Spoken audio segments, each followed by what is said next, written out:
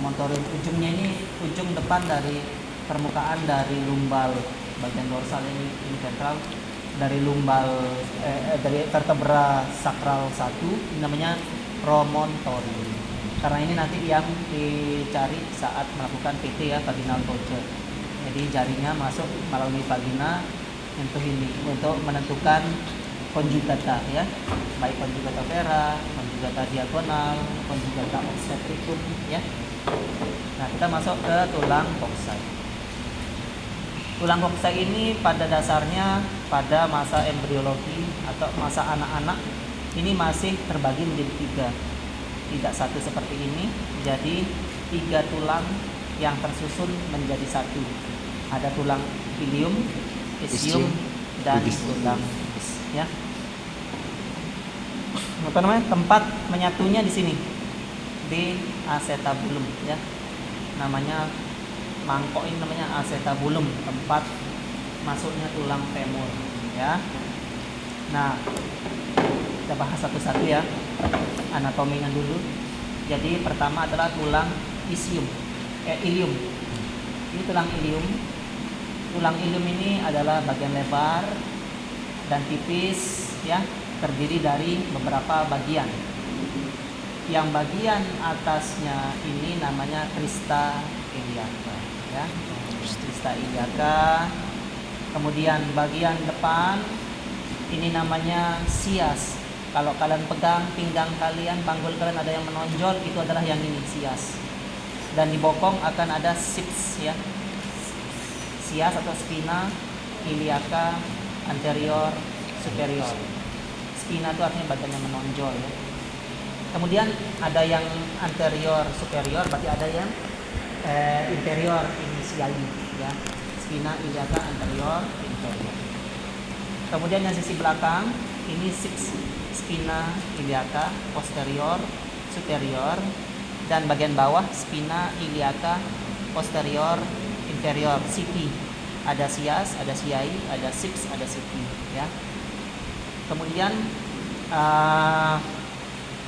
bagian yang melebar ini dinamakan ala osis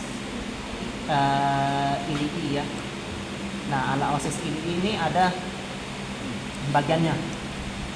Bagian depan ini fossa ilium ya.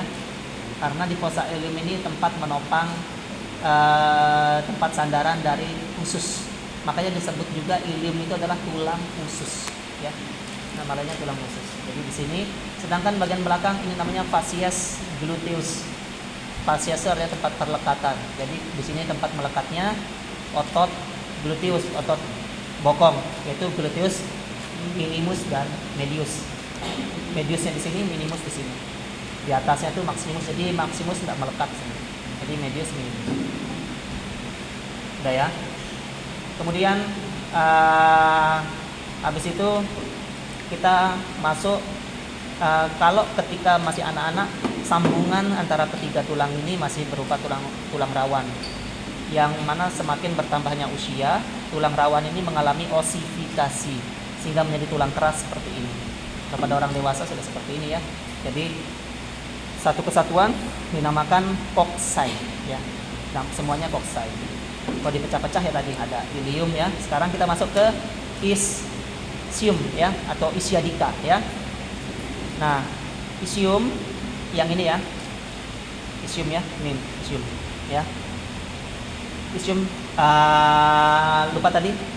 Ilium itu ada korpusnya ya. Ini korpus ilium ya. Korpus ilium bagian yang menonjol ini. Korpus ilium. Sedangkan ini adalah korpus ischium ya. Korpus ischium. Korpus ischium di sini ada spinanya.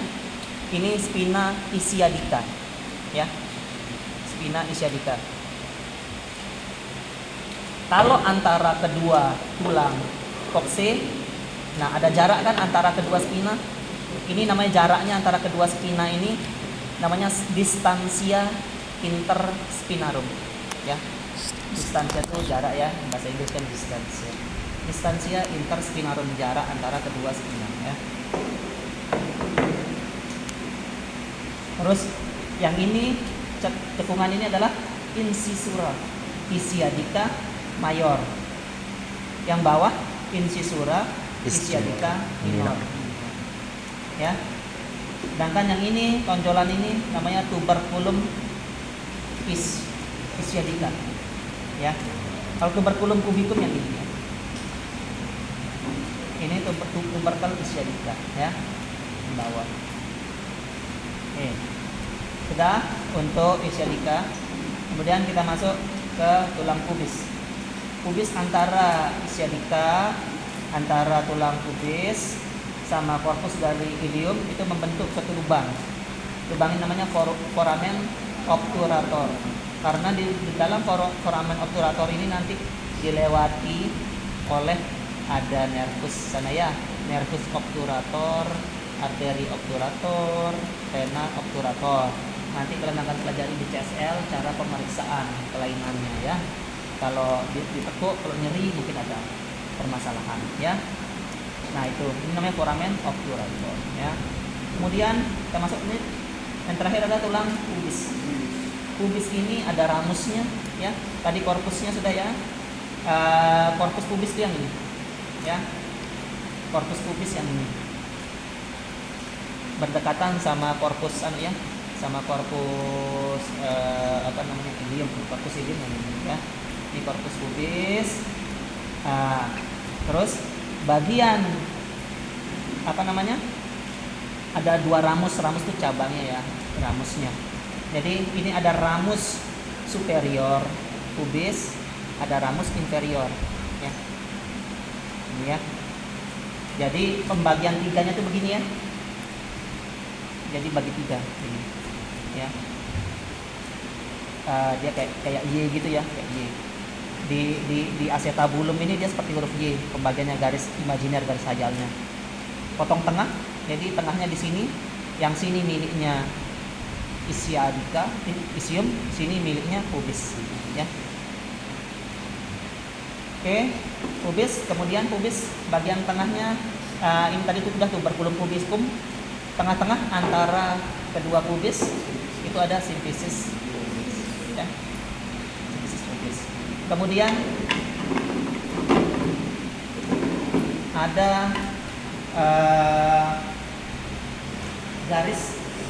Ini kalau membentuk garis seperti ini antara semuanya ya, melingkar ini namanya garis linea arcuata. Linea arcuata ini sebagai pintu atas panggul. Jadi pelvis itu mengisi dua bagian ya. Ada isian abdomen, di atasnya pelvis panggul ini isiannya abdomen. Karena ada usus di sini ya. Ada kolon, ada rektum ya. Dan bagian bawahnya ada untuk genitalia. Ya. Sebagian isi abdomen, sebagian genitalia. Ini pintu atas panggul ya. Pintu atas panggul. Nah, untuk panggul, bentuk-bentuk panggul sudah pelajari kalian ya. Untuk panggul ada 4 macam ya. Ada ginekoid, android, platypeloid, sama apa? Satu lagi, anthropoid ya, anthropoid, ginekoid, android, anthropoid, platypeloid. Yang pada wanita itu biasanya ginekoid ya. Ginekoid itu lebih ke arah bunda. Jadi bentuk panggulnya ini bunda ya. Nah, ini antara hubungan kedua ramus inferior pubis itu membentuk sudut, namanya arcus pubis.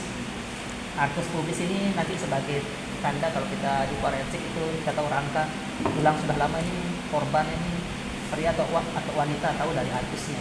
Kalau pada wanita sudutnya 90 derajat. Kalau pada pria biasanya di bawah ya, biasanya 70 derajat, lebih sempit kalau pada pria. Kalau wanita karena dia berfungsi untuk jalan lahir ya, supaya kepala bayi bisa keluar, jadi dia lebih lebar ya. Nah itu ya. Terus panggul itu pintu atas panggul ya, atau pelvic inlet ya. Ada apertura pelvic superior sama yang inferior. Yang inferior itu pintu bawah panggul ya, PBP, ada PAP, ada PBP. Kalau pintu bawah panggul itu ya ini dari garis ini, sejajar ini ya, pintu bawah panggul dari tuberkel ya. Makanya kalau sudah masuk pintu bawah panggul ya berarti lain penghitungannya ya. Nah, kita masuk sekarang misalnya pemeriksaan kehamilan. Itu kan diperiksa Hodge ya, bidang Hodge. Hodge 1, Hodge 2, Hodge 3, Hodge 4. Yang mana nama Hodge 1? Ya, Hodge 1 itu adalah sejajar dari bagian atas simfisis pubis, sahabat ya. Bagian atas simfisis pubis sejajar dengan promontorium. Ya. Tarik garis dari promontorium ke sisi atas. Itu Hodge 1. Hodge 2 dari sejajar dengan Hodge 1 tapi dia letaknya di bawah simfisis pubis. Ya, sisi bawah. Hodge 2. Hodge 3 sejajar dengan Hodge 2 setinggi spina. Ya. Setinggi spina ischiadica. Hodge 4 sejajar dengan Hodge 3 setinggi ini tuberkel. Tuberculum ischiadica. Ya. Kok dari tadi tunjukin ya. Ini ya. Nah, itu Hodge. Hodge itu untuk tahu penurunan kepala janin. Sedangkan untuk pengukuran diagonal konjugata itu untuk mengetahui panggulnya lebar atau panggulnya sempit ya. Jadi pertama dimasukkan PP, ketemu promontorium, itu nanti dihitung. Kalau conjugata vera itu dari promontorium garisnya ke atas simfisis pubis, itu conjugata vera. Tapi conjugata vera ini tidak bisa kita hitung ya dengan tangan, dikira-kira ya normalnya kira-kira 11 cm. Kalau conjugata diagonal itu dari promontorium ke bagian bawah. Nah, bagian bawah ini yang bisa kalau kita kan masukin ke vagina, VT itu kan mentok di sini di atasnya, di bagian bawah simfisis. Jadi tahu conjugata diagonal. Nanti rumusnya conjugata vera itu conjugata diagonal dikurangi 1,5. Nah, itulah conjugata vera ya. Terus ada conjugata obstetricum. Kalau conjugata obstetricum itu promontorium ke bagian belakang dari simfisis ya, bagian belakang simfisis. Jadi ada 3 tadi ya, conjugata vera, conjugata diagonal, sama bagian belakang, bagian dorsal ini conjugata obstetricum ya. Oke. Untuk pelvis itu saja, ada yang ingin tanyakan?